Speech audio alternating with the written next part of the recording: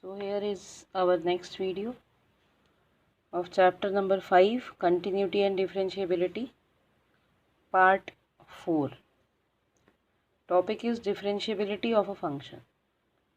Here our exercise 5.1 is complete, in which only continuity part was there, and now the differentiability part, which was already started in class 11th with chapter number 13, in which we have studied about the first principle of derivatives. Here also in the beginning we are going to see that only.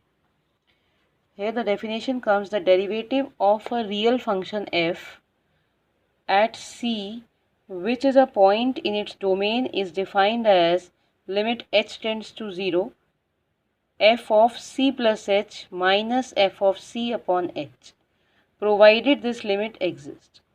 This here it is being used by using the first principle of derivatives, and it is denoted by f dash c, or we can say dy dx of fx at point c. This is a general denotion when we find out the derivative. Now again we are just writing the same kind of thing, but without taking at any point. In that case we write it as f dash x is equal to limit h tends to 0 f of x plus h minus fx upon h. This is also the condition applies wherever the limit exists. This can be denoted by f dash x, or I can write here y dash. If fx is denoted by y, this also can be written in the form of y dash, or I can write dy by dx. This is a general term in which we write this. This is also denoted by y dash, because further when we will be finding the second derivative, this will become y double dash and this will become d2y upon dx square. This process of finding derivative of a function is called differentiation. Whenever we define derivative, we always write provided the limit exists. This is a condition which we, again I am telling you, which we studied in class 11th, when the limit exists. When we apply whatever the limit is given, it should not come as something upon 0 or 0 upon 0. This means this limit exists. If it is coming, then we had to apply some other rule over there, then only we can use the derivative form. If the limit does not exist, it means that the function f is not differentiable at that point. Obviously, when the limit does not exist, we can directly write that the function is not at all differentiable at the given point. In other words, a function f is differentiable at a point c in its domain if both, this is the left hand derivative and this is the right hand derivative, these all both the things should come as equal. Then only we can say that the function is differentiable at a given point. Here see the left hand derivative, h tending to 0 minus, and here is h is tending to 0 plus, means this is the positive side of 0, this is the negative side of 0.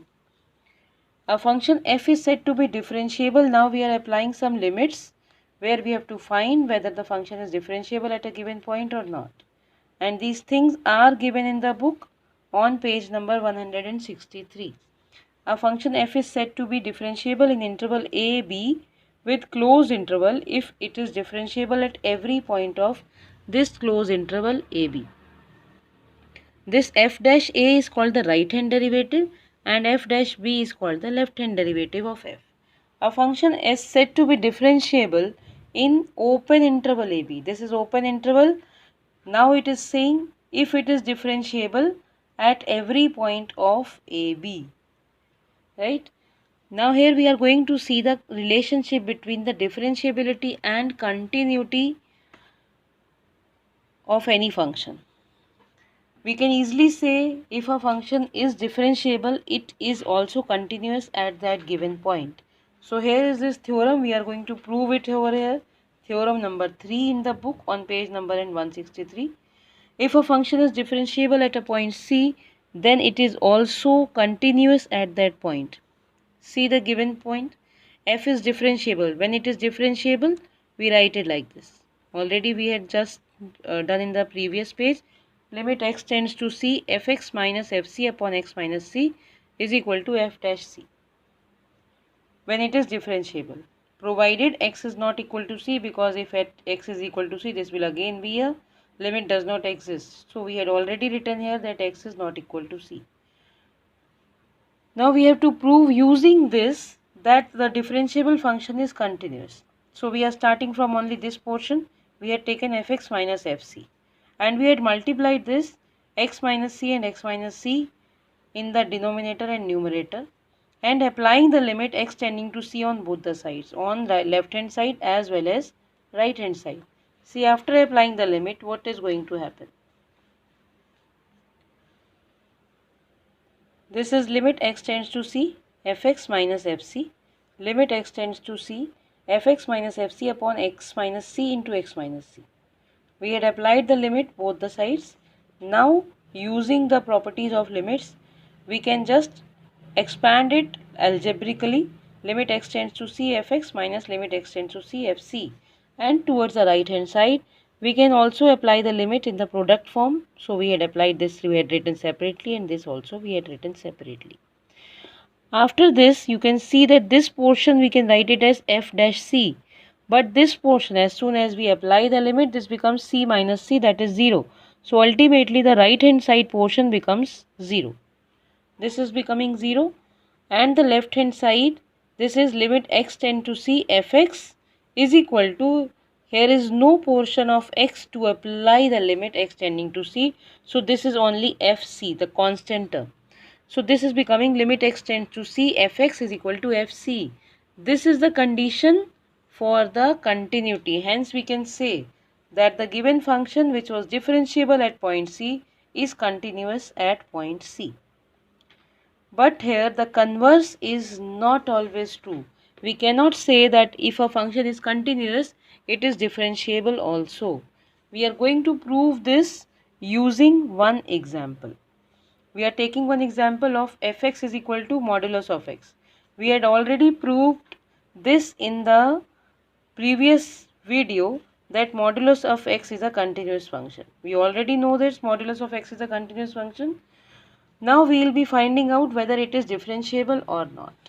So we are taking here left hand limit, limit h tends to 0 minus f of 0 plus h minus f0 upon h.